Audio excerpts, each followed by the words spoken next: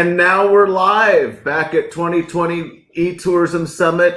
This has been an extraordinary month of incredible content, and it wouldn't happen if it wasn't for the amazing sponsors that have really stepped up and helped out as we try to keep our digital tourism marketing community together and focused on strategies that we can utilize to survive through the pandemic and thrive in 2021. So it's an exciting here. We've got a bonus session with Katie Cook, a longtime eTourism Summit attendee and supporter and board member, and Paul McLeod, both of Simpleview. So both Katie, Paul, welcome to eTourism Summit 2020. Thank you for your support, and I'll turn it back over to you. All right. Thanks for having us. Yeah, I was just telling Will that I feel like eTourism is a community that I'm really happy to be a part of, and I went back to look to see the first year that I attended at eTourism, and that was back in 2009. So yeah. Well, yeah. What about you, Paul? How long? 2012, and it might have been my first tourism industry conference. I'm not sure. Oh wow, that's a good one to start with for sure. Yeah, exactly. It was in Japantown or whatever that area is called in San Francisco. Yeah, Japantown. Yeah, it's great. Yeah.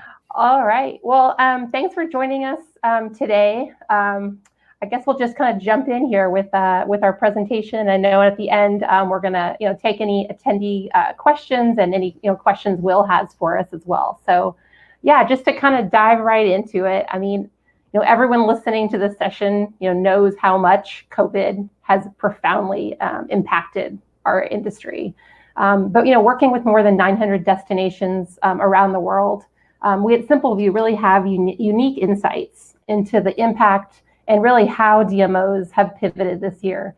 And I know pivoted is an overused word, but I could not think of a better word for when I think about what DMOs have done in a really quick way this year. So today we're going to share some examples of how DMOs have shifted their strategy. I'm kind of talking a little bit more on the early on in the pandemic. Paul's going to cover some of the data that we analyze and then provide to DMOs. And then I'm going to end it with some examples of DMOs that have pivoted their marketing campaigns this year. So let me get right into the slides. Oh, that is just our faces. All right. So yeah, again, overused sometimes, but I feel like pivot. I mean, I couldn't think of another way to say, but 2020 is the ultimate pivot. Turn, shift, so yeah, readjust. I'm thinking of them all. Okay, maybe I should have used one of those. Sorry.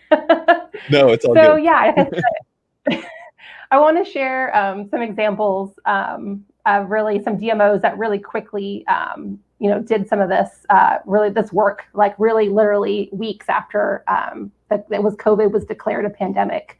So really, DMOs, quickly, shifted what they were doing. And you guys all have seen it, you've done it yourselves, but I just thought I'd showcase a few of these that I think did a really great job and really are still using this hub and this work as the year goes on. So yeah, this is an example of Visit Alexandria. They created this really great hub and campaign they called ALX at Home. So, this was a really cool content hub that had things like, webcams, like ways that you can support local businesses. They had really creative things like coloring pages and just lots of things that keeps their visitors engaged, but also are resources for locals.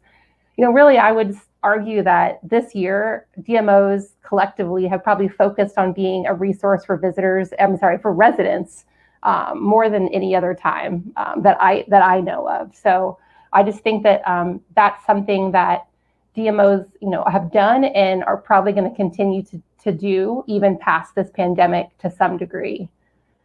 Yeah, and so in Visit Alexandria, this content hub is still found on their site, and then they've added things to their site like what's open in Andrea posts, safety pledges. So they've really kind of kept this going. The next thing I want to talk about is just generally like restaurants and DMOs that supported their restaurant partners. So like I said, just weeks after the COVID was declared a pandemic, DMOs really shifted to support their restaurants very quickly. So some DMOs, added different designations on their listings or other business partner sections of their site to say if a restaurant was open for takeout or delivery, things like that. Some like Denver, they did, a landing page and bought a vanity URL like to go Denver, and then, promoted that heavily. Some DMOs like Golden, Colorado ran some paid search locally or, Drive Market to really, drive traffic to these restaurants. So I think those were all really great things. And I really wanted to highlight the To Go Toronto project. So this was a really unique project that Toronto did to obviously, drive business to their local restaurants. It was built by our team really on a record breaker timeline. It's pretty fast how this went up, but it's really, really, I think, been a really great resource. And it allows folks to look at restaurants that are open for delivery, for carryout. And then over time, they've actually added a feature that you can look at restaurants open for patio dining. And I know there's different plans. They've had to, based on the number of cases, they've had to shift back and forth, but they've had this great tool now to be able to use and, modify as needed. I have to showcase Austin in some way just because I still consider them my family, and I really, still am watching a bit of what they're doing. So really, DMOs as a whole have become live streaming experts this year. There's so many DMOs that have done a really great job of live streaming to, kind of keep their audiences engaged, get business to different local businesses, just showcase things, I know like, Visit Lex, Gaithan and his team were doing multiple live streams of their partners weekly. So there's been a lot done in this area. In Austin, they have, a page on their site where they're featuring live streaming events and concerts. And then on their Facebook Live, they've been doing a lot of live streaming of musicians, which those are then fundraising for music industry causes and fundraisers. So I just thought that was a really great thing. And I think I've heard from a lot of DMOs that they're not going to stop when the pandemic is over. They're going to keep this kind of live streaming tactic in place. So That's cool. Yeah. Speaking of Visit Lex, I had to call this one out because I think it's one of the most creative things that I saw, especially early on in the pandemic.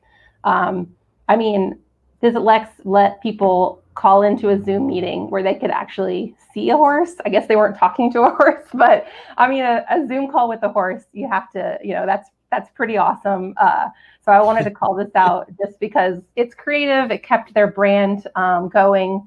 They've done a lot of different things that were really creative with video in this horse. But, as we know, another word for 2020 is probably Zoom and, meet and video calls. And so I feel like this is another great way that they kind of got some, earned media and also kept their fans engaged in a really fun way.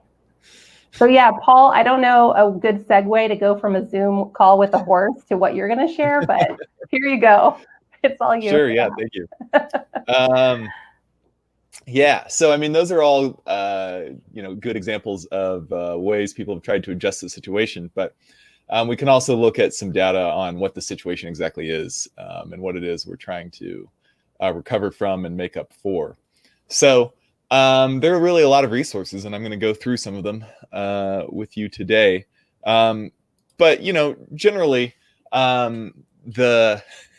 in a way, there is some the way to use data in this situation is both obvious and subtle. I guess that's true of data most of the time.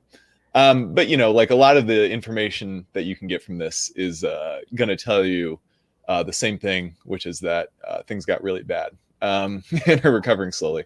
But there, you can also find, if you start digging down deeper, you can find some more subtle trends and facts that might help point you towards more effective marketing communications.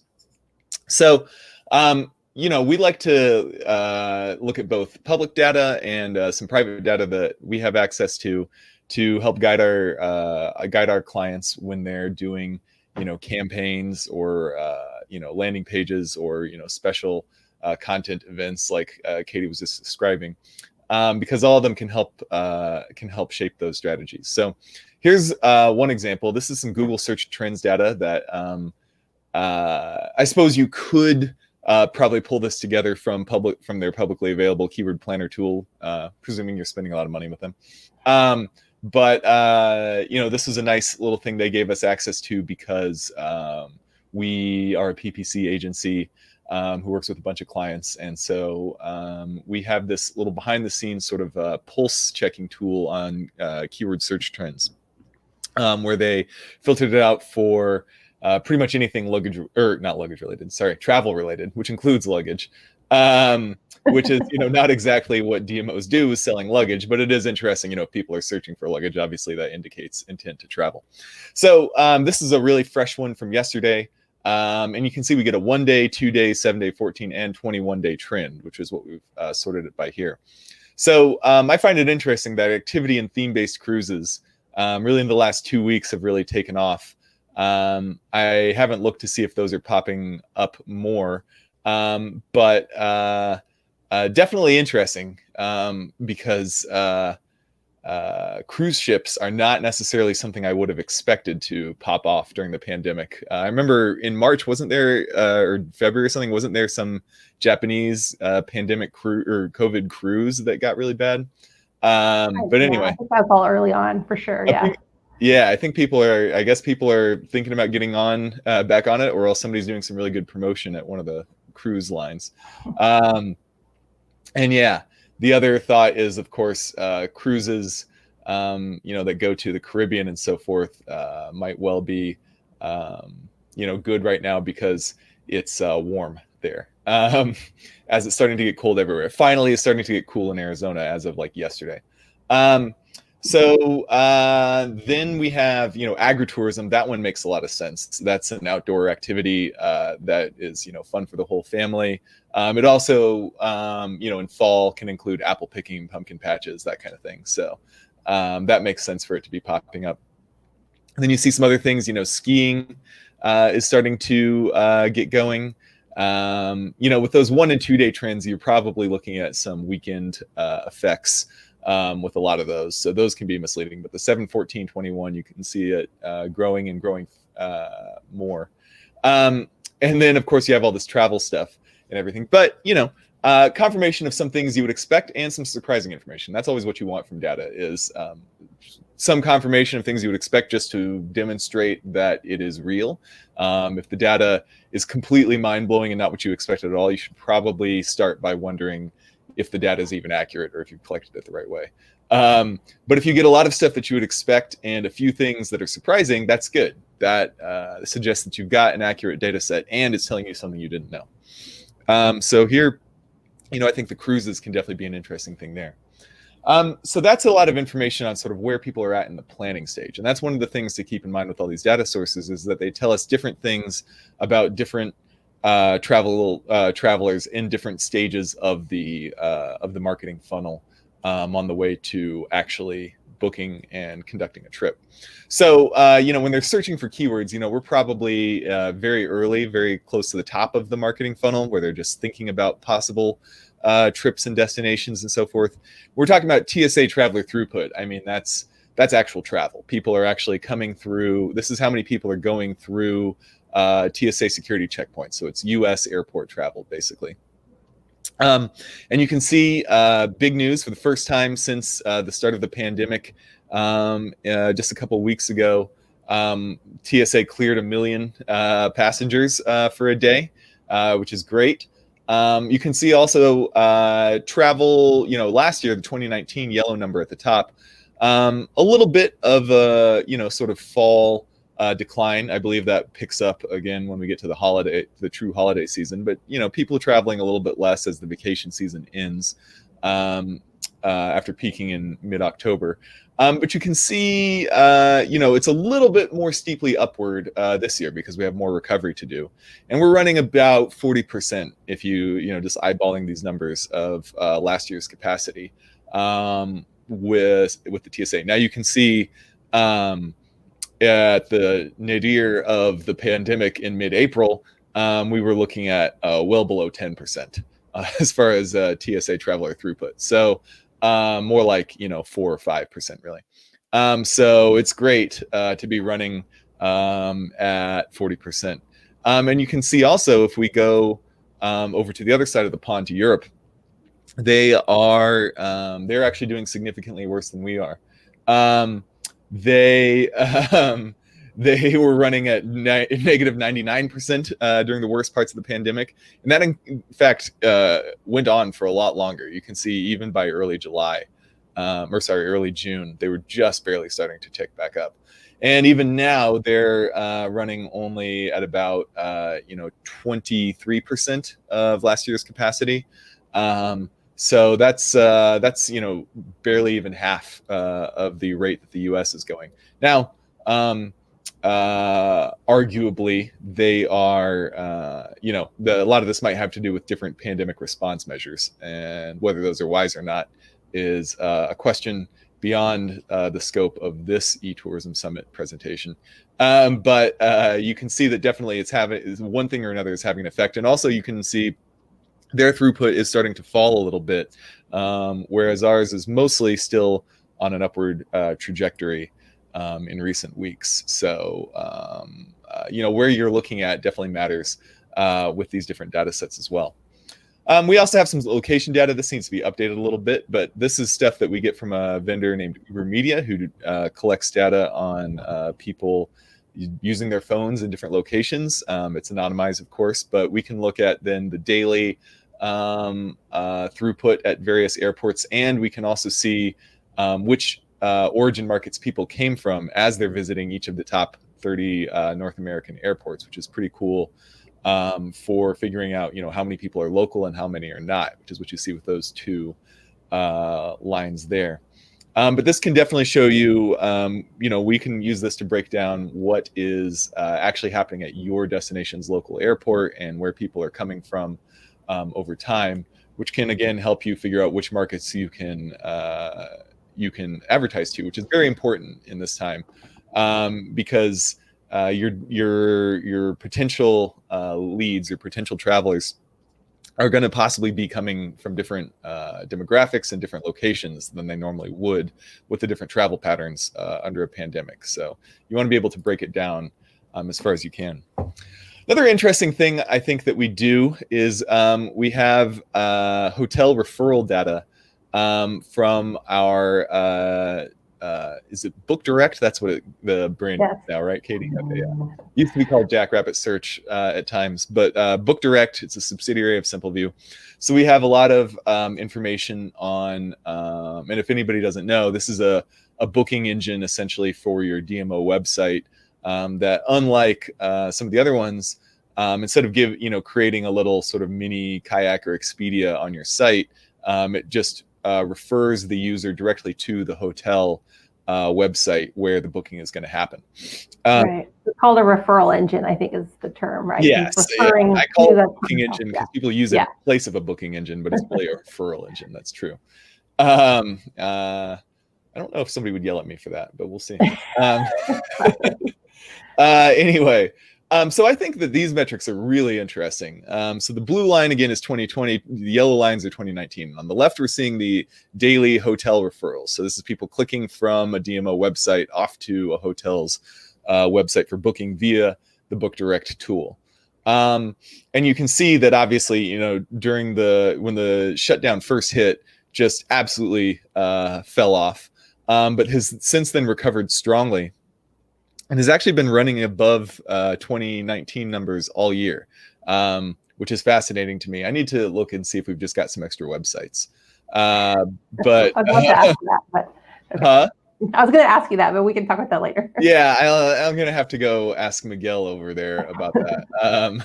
But it's definitely interesting. I mean, before the pandemic, it was running even.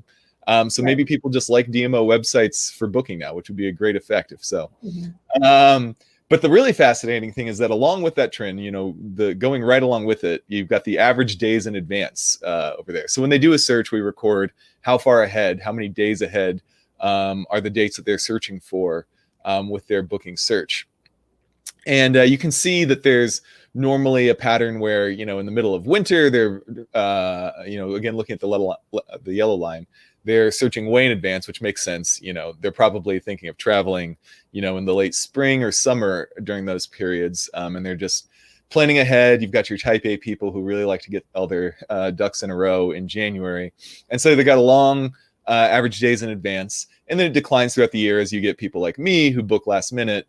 In the middle of June when they're actually going on vacation, they're like, oh crap, I told my wife I already booked the hotel. Yeah, I thought it'd be good to include this one because it is in line with some of the other data that we see when we look at Adara's booking searches and bookings they provide us one for every state.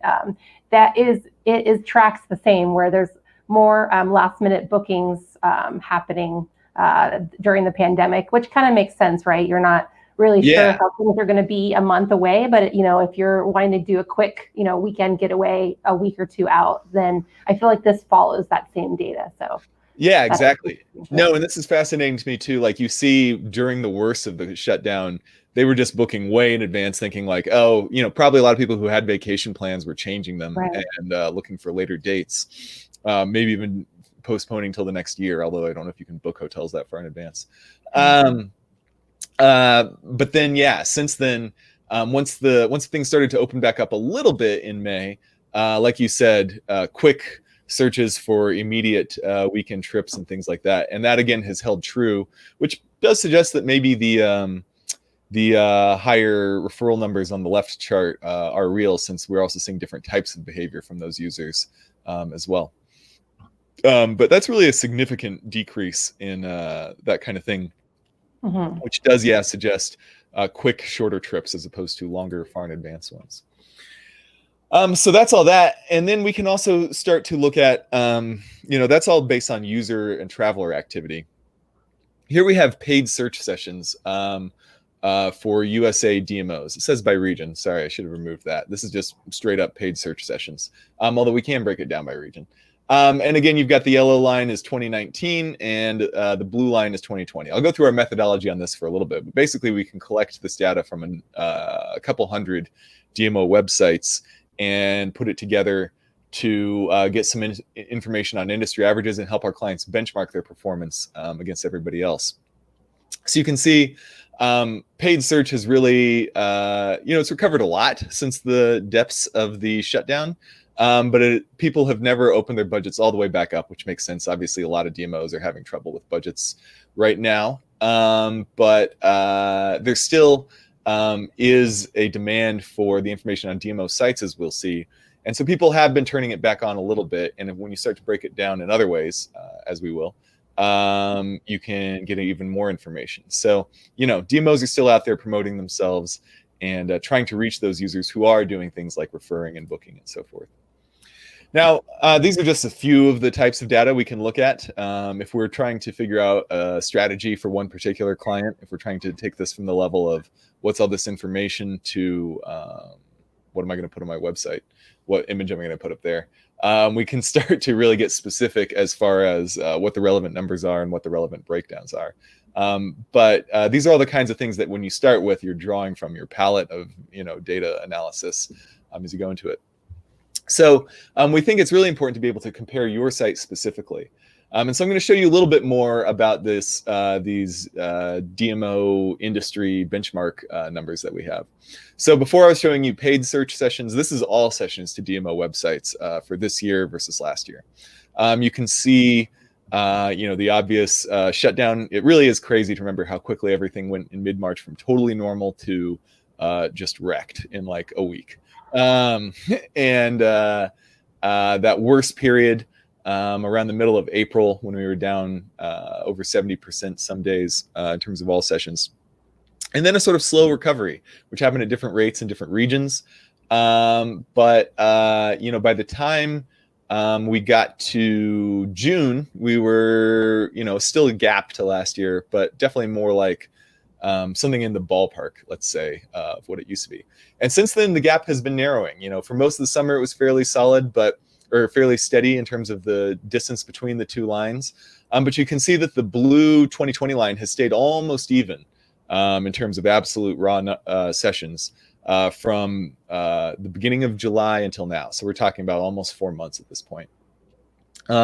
Whereas, in 2019, there's a normal seasonal decline that especially starts to accelerate in September and October, just as weather gets colder and people stop traveling as much and they stop looking at DMO websites so much. And that has brought the two lines much closer together to the point that, we're within 10% of last year's numbers for the past couple of weeks, which means that as far as your website is concerned, it's reaching just as many people as it ever was virtually. And we have plenty of clients who are up year over year now. So DMO websites are out there doing good work even now, even though the shutdown continues in a lot of ways in a lot of places. I want to run through our methodology on all these numbers real quick, just so you understand what you're looking at. We have, because we work with a lot of destinations, we have our CRM / destination management system. And then we have our CMS that we built. Several hundred DMOs have their websites built on that. And then we have digital marketing services with a lot of those people too. And that means we have access to Google Analytics data for a lot of different destinations. So we're able to aggregate all that information and display it as an anonymized average and also do some breakdowns. So we have 230 DMO websites in that chart I just showed you. Those ones are all located in North America. Just to try to keep it all somewhat, once you start aggregating beyond that, it stops making sense for some of these breakdowns. We stuck with DMOs representing a geographical area no longer than a county for reasons I'll show. There's a sort of how far away is the user breakdown that we do that stops making sense if you're talking about a state or something like that. We're looking at general leisure tourism audience only. We're avoiding, meeting sites or other sites that are targeted towards a specific niche. Again, to keep it sort of just apples to apples, so we understand exactly what's going on. And those year-over-year matching we did by day of week, just to avoid the very heavy weekday, weekend effect that you get on DMO websites. So that means that because this is a leap year, we're actually comparing, October 1st this year to October 3rd last year, which occasionally creates weird swings around, fixed date holidays like the 4th of July, but otherwise is better. All right, so a little bit more information from this. We've also got some international destinations in our set. We have a strong presence in Norway and the UK. So we won't call this a European industry average because it's only a couple countries. But you can see they're having similar effects over there, where they had a real strong decline right around the same time period we did. But they actually, pulled even through the summer before falling off a little bit again as of late. But it's interesting to me, particularly they were finding that rural destinations in the UK were doing great and were up year over year through the summer, which suggests that a lot of people were just shifting their vacations from cities to countryside, which makes sense, especially in a very drive and train friendly country like the UK. That people would just, decide to take a quick holiday out there and be able to shift plans around. With this information, it's nice to be able to look at it, but how do you actually compare? So one thing we were able to do is create a dashboard for a specific client where we compare them, which in this case we have them as the yellow line, versus all DMOs, which is the blue line, their region, which is the green line. And then we can even set up a specific comp set of a handful of anonymized, again, DMOs, so that you can see, versus people who are like you, how are you doing? And this is cool because this is something we can set up for clients or really anybody with just a few minutes. And then they get a running daily updated benchmark of exactly how they're doing versus their competitors / just other similar organizations on a number of different metrics. This one is organic search sessions, but we have it for all sessions and for paid search sessions, which is great for figuring out when people around you are turning on their paid advertising budget. So, or when they still have it off, so you have an opportunity to grab all that. That sort of thing. We think that's really valuable, and we've been able to help clients figure out their strategies with this kind of information. We can also break down all this information by where the user who is visiting the website is located. So fly, drive, and local. And this has been really interesting. When we look at the industry as a whole, what we found is that local traffic really suffered the worst, which was interesting, Katie, because you were talking about DMOs serving their local communities. Mm-hmm. And they've provided a lot of great information on COVID-19 updates, and those pages have done really well. But that hasn't made up for the loss of that, really the event data. So like, the event details that DMOs publish on their website on, concerts or, museum events or what have you, restaurant weeks. Do you think the loss of local traffic isn't necessarily less locals, but visitors that are in market? Yeah. And I mean, locals look at that information too. The biggest day for traffic for US DMOs every year by far is the 4th of July, because people are looking up firework info. So I think just with those events not happening in many cases, there's just less pulling those people in. So they are still coming in to look at COVID data, but it doesn't quite make up for the loss of event data interest. So what we've seen throughout the pandemic is that, everything fell off at first.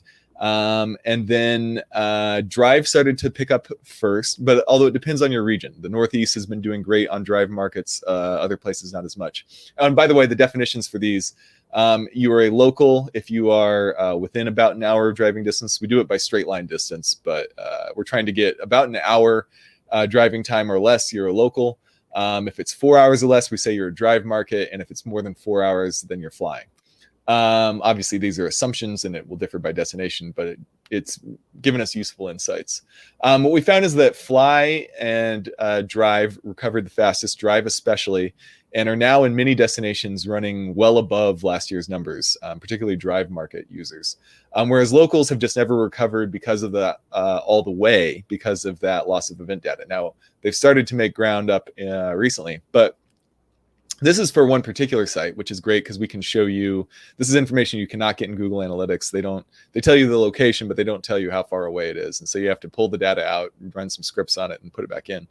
So we can do this for individual clients. And when we look at the industry as a whole, we see that, as far as fly and drive users, we've got more coming to DMO websites than we had last year. So, and those are really the people that if you're thinking about converting people into actual travelers to your destination, those are the people you want to reach. Locals might be travelers who are already in destination, or they might be actual locals. But either way, you either already have convinced them to travel to you, or they can't because they already live there. So the drive and the fly people are who you really want to reach, and they are out there more than ever right now, and very much available to be persuaded. This is something that we, do for our clients, but we can actually do it for anybody with a DMO website. So if you are interested in having a daily updated dashboard with these stats and breakdowns for you that allow you to benchmark yourself versus the industry and look at how far away are the users coming to your website, there are a couple quick steps you can do. You just simply add simpleviewinc@gmail.com to your GA account with just read and analyze privileges, and then send an email to SEO@simpleviewinc.com to let us know. So we can put you in there and set up your dashboard and then walk you through how to use it. So would love to do that for anybody who is watching. Just let us know. So that's a lot of information again on, just the kind of data that we can look at. Like I said before, we can get more granular and more specific in terms of the data sources and the breakdowns that we do when we're working with a particular client.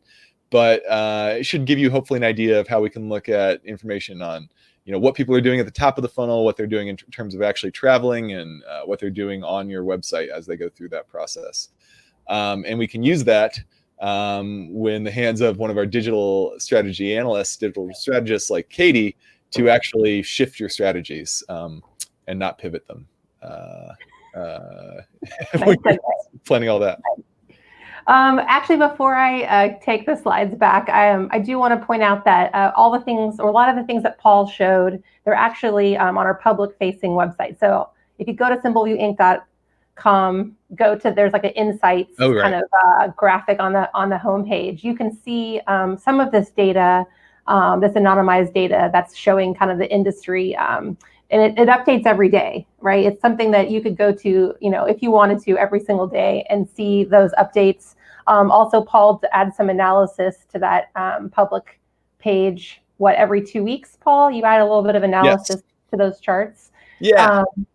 Yeah, and then narrative of what's going on.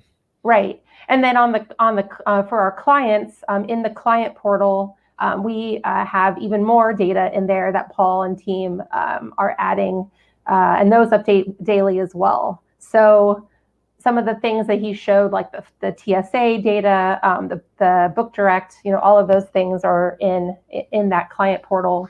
Anything else, Paul, on the client portal or on the public site that is something that's useful that maybe we didn't show today, just for them to know it's there?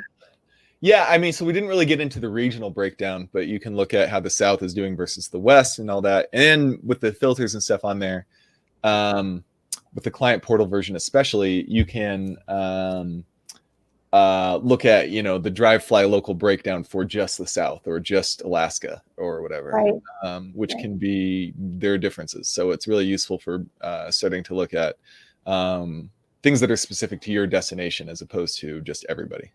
Yeah, great. Yeah, I think, I personally look at the data that Paul and team puts together probably on a weekly basis. I'm checking it just to be able to advise clients on kind of what's happening.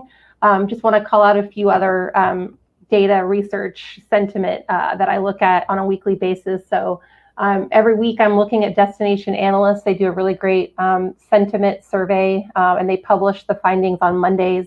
So that's another thing to look for. Just go to Destination Analyst website and you can find that on a weekly basis. Longwoods International also does a sentiment survey, I think every 2 weeks, that they publish on Tuesdays. So that's something that you can get access to.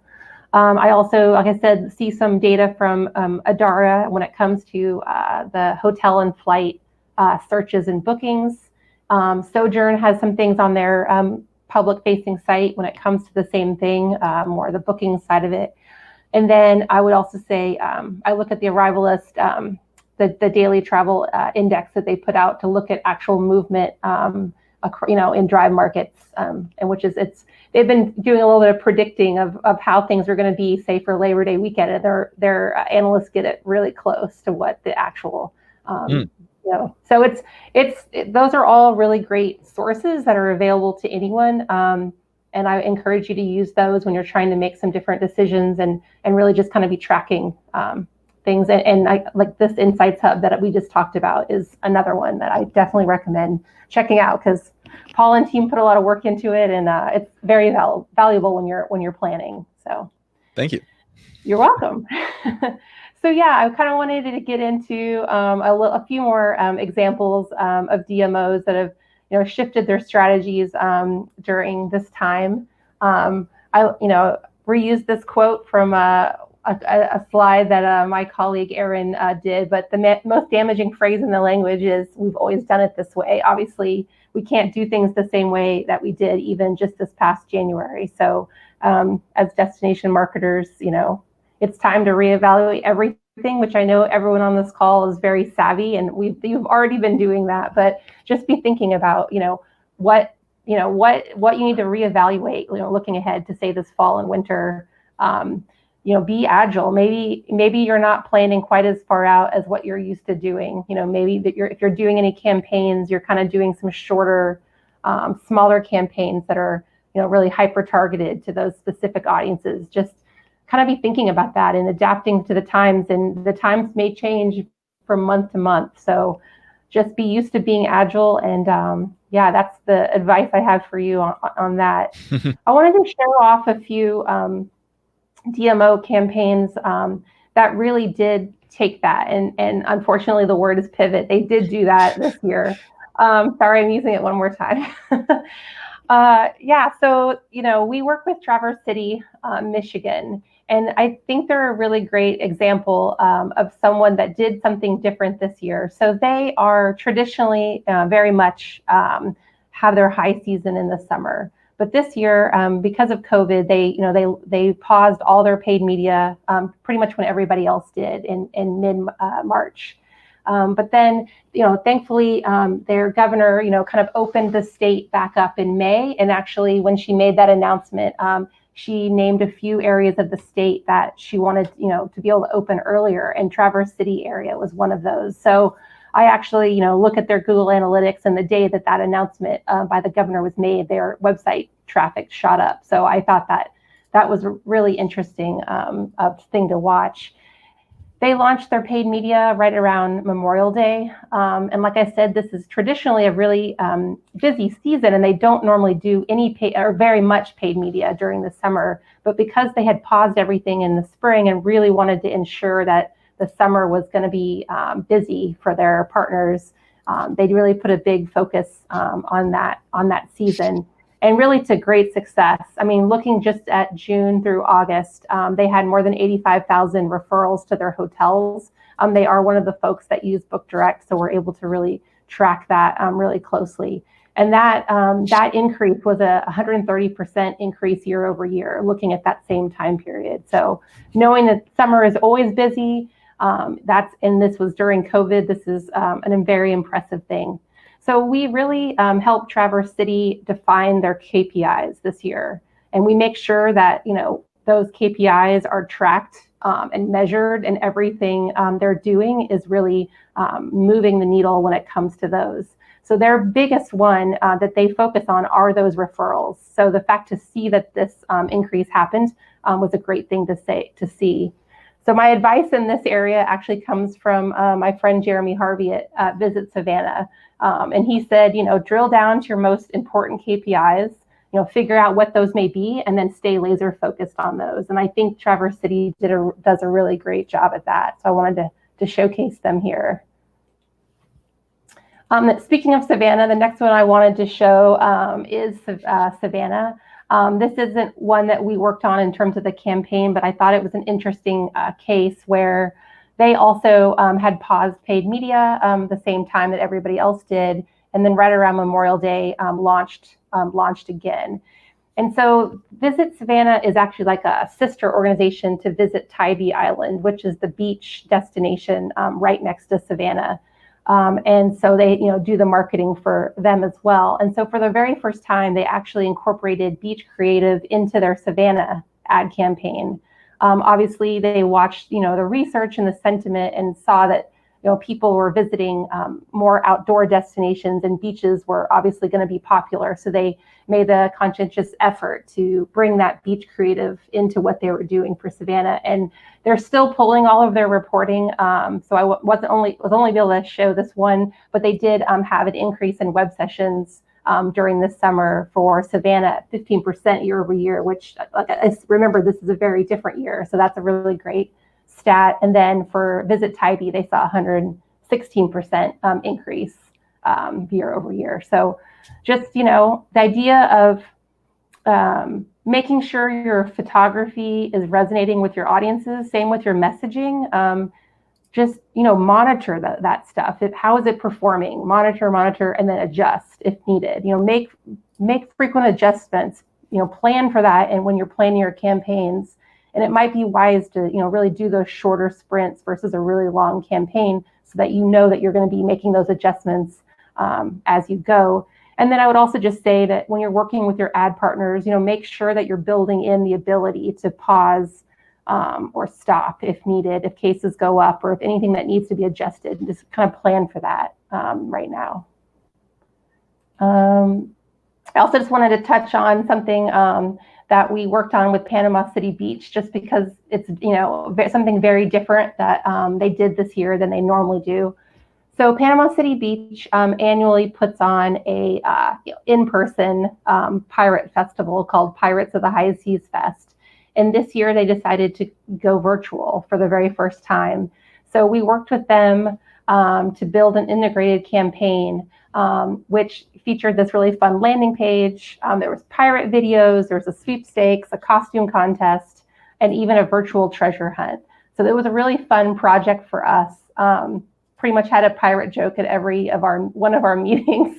And it was, who doesn't love pirates? It was a fun campaign to work on, with the goal to, obviously build awareness, for the festival as a whole, the fact that they have a lot of pirate-related activities year-round, increase site engagement, and then capture opt-ins through the sweepstakes. So this one we just wrapped as well, but we were really happy with it.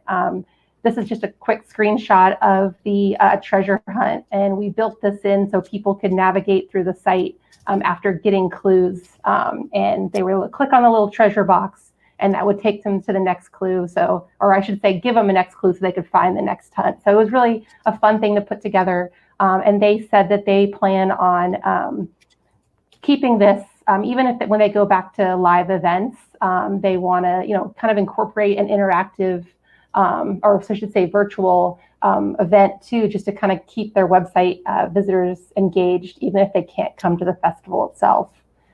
And then one other thing I wanted to note on this was, we really saw that social media drove, the greatest number of sessions to this campaign, but that visitors coming from referral traffic and organic search spent the longest on the website, and then visitors through paid search had the lowest bounce rate. So I really wanted to just kind of point that out because I think it shows the importance of using multiple channels because they all behave a little bit differently when it comes to interaction on your website. And so I'd say mix it up when you're doing these kind of things. Don't just rely maybe on one channel to drive that traffic.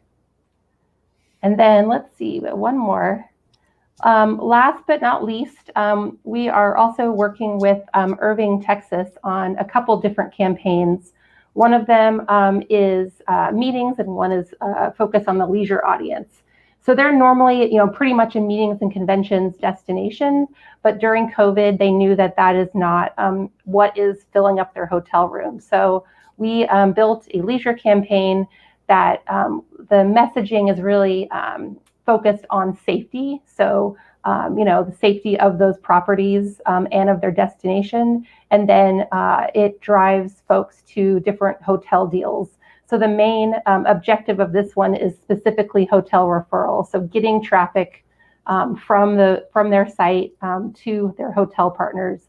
And like this one is still underway, but we've already seen more than 12,000 hotel referrals through this specific thing. So this one is one that is very much, very targeted to getting traffic to hotels, using kind of lower in the funnel advertising. And more to come on this once it wraps up, but thought I'd share that one as well.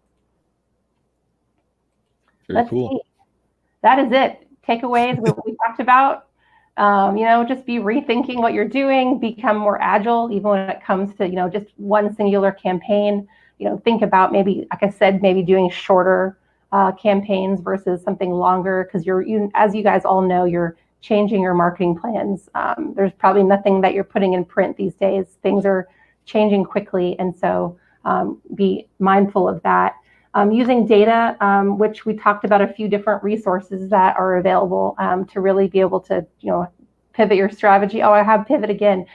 Your strategies and your tactics this year, and then really just be thinking about what your DMO is doing in terms of providing value to your community. So we shared a few more on that as well. So yeah, thank you guys. That was it for our slides. I think we got that. Good. Hey, there's one information. It prompted several questions on my end, so I think we've got about 10 minutes left. Oh wow! Okay, good. Stick around and answer a couple questions. One of the things that again, you guys having the chance to work with 900 destinations and this 230 survey or 230 set of websites, powerful opportunity to see how you're doing. In the old days in 2019, every destination in the country was just going up and to the right. Everybody was having record years regardless, but that's not going to be the case moving forward. Everybody's going to have to struggle and fight to get their business. So looking at your 230 website kind of analytics, kind of like a STR data for websites, what are half of the websites by virtue of it, right? Half of the websites that you're tracking are doing less than average, having less than average results. Mm-hmm. So I guess what I would love to do here is, what are some of the consistencies on the sites that are performing at the, the top 20%, that are not being done, on the bottom 20%? Yeah. There are a few things. So first of all, one of the biggest drivers of increased traffic, especially a little bit earlier in the pandemic, was COVID-19 resource pages. So what's open, what are the current shutdown measures, what's happened. Those became for a couple months the second most popular, after the homepage type of traffic on DMO websites. So that makes sense. It's actually new content that's helping fill the gap left by the things that people used to be interested in. So we saw that. Then another thing is that it really, you want to look at your region and what's going on in your area. What we found looking at it by region is that traffic levels, compared to last year, really fluctuated along with the intensity of the infection rates in each area. So in April and May, the Northeast was doing much worse in terms of year-over-year organic search sessions than, for instance, the Southeast was. And that was when New York City was, pretty much the global epicenter of bad infection rate numbers. And then things turned around there. They've actually been pretty quiet for a while. And their traffic really improved to the point that they've been the best performing region over the past few months. Meanwhile, the Southeast kind of did the opposite. They had really pretty decent numbers, relatively speaking, in May. And then, that was right when, May, June was when a lot of the southern destinations and western ones too, like Arizona, decided it never really got bad here. Let's just open up.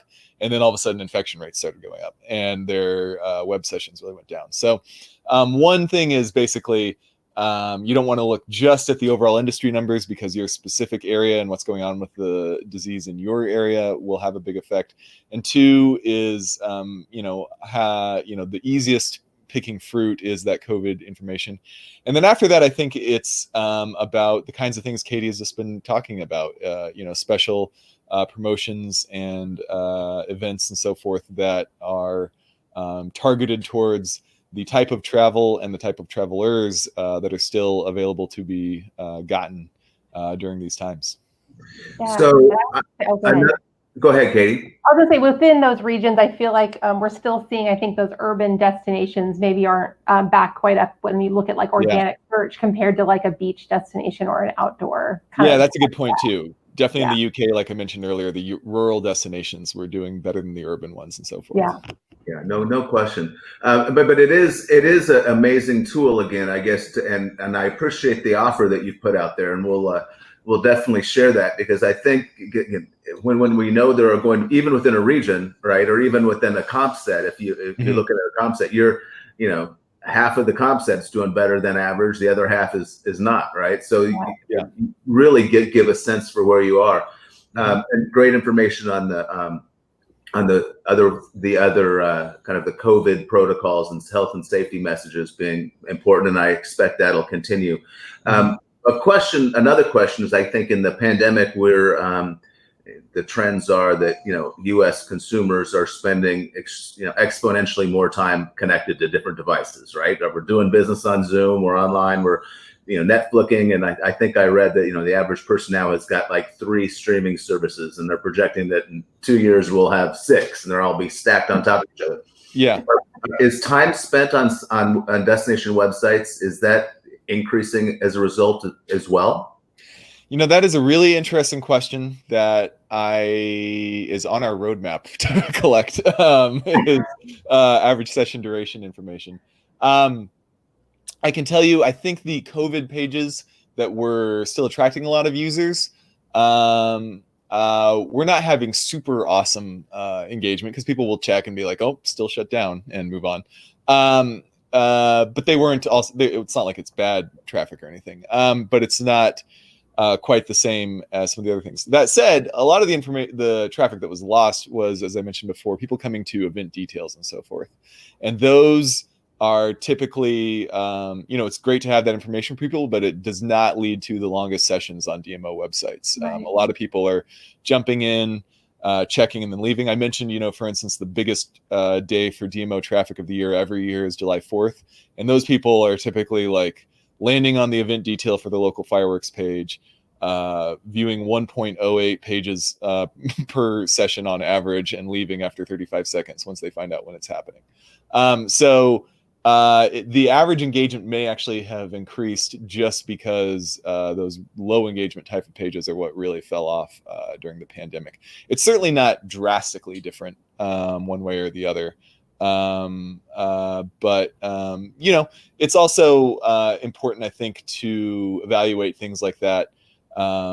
Like when clients come to me and say like, oh, my bounce rate is 60%. Is that good or bad? I say like, I have no idea until I start looking at it. I need to know where they're coming from. I need to know where they're landing, that kind of thing. So if you're wondering, how you're doing, I would be looking at specific types of content and comparing year over year on home pages and, hotels pages, and seeing that kind of, seeing that comparison on session duration and bounce rate and so forth to try to figure out where you're at. Yeah, that makes a lot of sense, because clearly websites that are providing valuable info to travelers. I mean, I've heard so many times the word trust come up, and how you can create the opportunities to gain trust in difficult times is critically important. So I can see why those pages would do well, and it'll be really interesting to see how the correlation is between the destinations that would provide a lot of clarity during the hard times, how their traffic rebounds relative to others that may not have done that. Absolutely. Yeah. No, pretty soon we should be expanding these dashboards with some information on which specific pages people are looking at, so you can get those kinds of insights and see how it does correlate with overall traffic. All right. So then here's the one final question on that. Do you do any correlation between your website traffic that we saw, and then actual STR data to see, is increased engagement, increased visitor volume or volume to a website, is that mirrored by increased actual travel to the destinations? Well, I think technically we don't actually have access to anybody's STR data. So. Yeah, unless they provide it, and I think would be like a spreadsheet versus like an API or something. Yeah. No, there's definitely not an API. Yeah. Anyway, so I can say we have compared. That's something we've thought about and done, but I haven't done that exact comparison. That said, you can start to look at it with lots of different metrics on travel activity at different stages of the funnel. So comparing, for instance, page views on the COVID resources page versus hotel referrals on Book Direct versus traveler throughput at your local airport would be a really good way to do that. Katie, do you know, have we done anything like that for Traverse City? That seems like something they would ask about. No, but I think using the location data that we were talking about earlier, the Uber media data, showing those arrivals, because people were exposed to the website, which we've talked about over the years, right, with arrivals and stuff like that too. Just kind of the idea they came to your site or they saw your ad and then arrived, and then you maybe even using the the location of the different hotels, right, like to actually pinpoint that. So we haven't done that, Will, to answer a short version of it. Or a short answer to your question, but we're kind of. I don't have that specific report done, but that is a good idea for a thing to look at, and definitely something we can start doing, because we do have data sources that would allow us to get some insight into that. Right. Awesome. So it's fascinating how fast an hour goes when you getting entertained and educated at the same time. So I want to thank you guys both. I think as a parting shot, I would love to just kind of get your, again, 900 destinations you're working with. You're seeing the good, the bad, and the ugly all the way around travel marketing. If you had one piece of advice that you could give a destination marketer as they're looking to go hard in 2021 and come out of this pandemic, what would that be? Paul, do you want me to start, or do you have something ready? Yeah, I can. I can start. I'll start. Also, I would say I know that we didn't get into things like showing creative that have you wearing masks and things like that, but I still think that inspiring confidence in travelers is still, at least to some degree, on the DMO shoulders. So I've definitely seen a lot more of that recently, just looking at DMO websites and advertising, just being able to, inspire confidence. Like people want to, if they're going to come to your destination, do they feel confident doing it? So it's not just a photo of a mask, it's, socially distant things that they can do in your destination, working with your local partners to actually make sure on their website, if they have outdoor dining, like have a photo of that. Like, me personally, when I want to go to a restaurant in Austin, I always want to know that. And you can't always find that on different restaurants' websites or even their Instagram accounts. So it's like, I feel like a DMO, that's what I would focus on, that partner education and really being able to inspire that confidence. Yeah. I mean, honestly, the most probably useful practical thing you could do is make sure that your local tourism businesses have their data accurate and published on Google. So when people search for restaurants and, opening hours and stuff like that, I know I use that information all the time.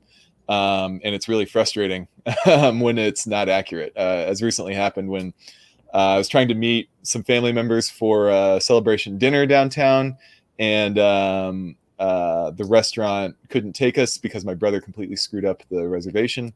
And we were trying to search for a bar to hang out in for an hour, and there were like 10 that said they were open on Google and then weren't.